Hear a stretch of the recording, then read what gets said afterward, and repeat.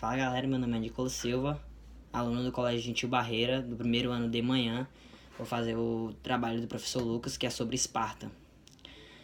Esparta era uma cidade localizada na planície da Lacônia, no sul da Grécia.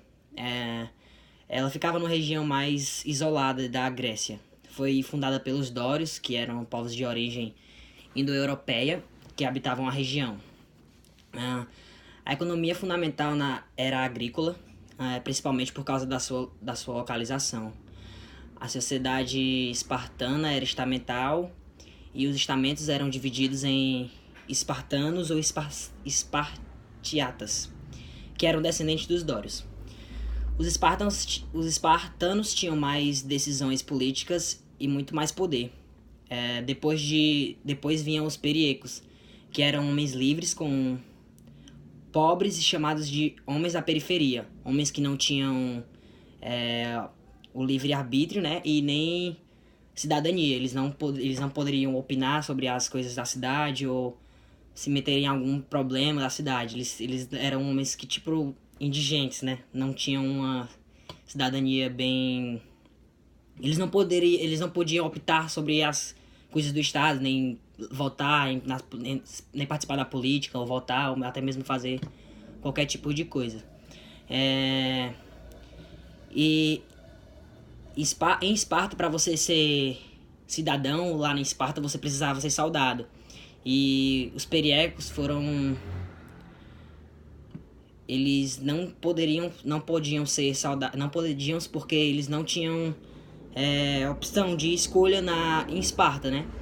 E depois dos periecos vinham os ilotas, que eram o povo que tentou resistir à invasão dórica e se tornaram escravos, né? Não tinham participação política e nem mesmo direito de alguma coisa em Esparta.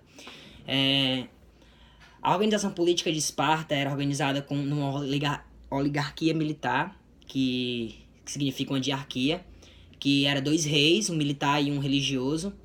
E o poder dos reis era limitado pelo povo Elforato. Elforato era um povo que era um grupo composto por 5 espartanos que formavam o poder executivo e judiciário da cidade de Esparta, né? Tipo, eles decidiam qualquer coisa para a política ou para a cidade em si. Esse grupo ele tinha mais poder ele tinha mais poder do que os próprios reis da cidade, né? Eles que decidiam as tais coisas sobre Esparta. E os reis basicamente ficavam de lado por eles, né? Porque eles tipo decidiam sobre a política, decidiam o que aconteceria na cidade e coisas do tipo. Depois vem os Gerúsios, que era um grupo formado por 28 anciões, que são homens mais idosos e mais experientes em Esparta, né? E eram chamados de gerontes, que desenvolviam o poder legislativo da cidade. Eles desenvolviam as leis, as tais coisas, e levavam para os grupos de 5 espartanos, que era os éforos, né? Que para eles decidirem se ia ser cabível ou não. E depois disso tinha a Apela, que era uma assembleia que consistia e dava opiniões e que era aplaudida por todos, aplaudida as decisões tipo, se alguém desse alguma sugestão ou alguma coisa, eles decidiam aplaudindo a tal coisa, né? Ou eles pelos éfos, né? Que eles decidiam, eles aplaudiam a tal coisa, a tal opinião de qualquer pessoa, das pessoas que iam para a assembleia, né? E assim era tomada as medidas. E a educação, em termos genéricos, a educação era desenvolvida em Esparta, né? Que era ligada ao caráter militarístico e à sociedade, desde as pessoas mais jovens, né? As crianças ao nascer eram minuciosamente observadas por um grupo de anciões, que eram os homens mais idosos e mais experientes em Esparta.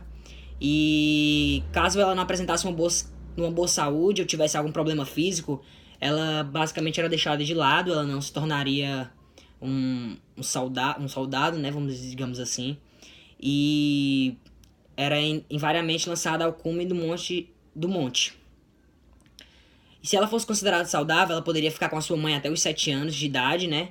E depois disso ela passava a ficar sobre a supervisão dessas pessoas, do governo de Espartano, né? Que eles recebiam todo o conhecimento necessário até e a sua vindoura trajetória militar. E ele se tornaria um soldado, né? Bem capacitado já em Esparta. É isso, galera. Obrigado aí. Tamo junto.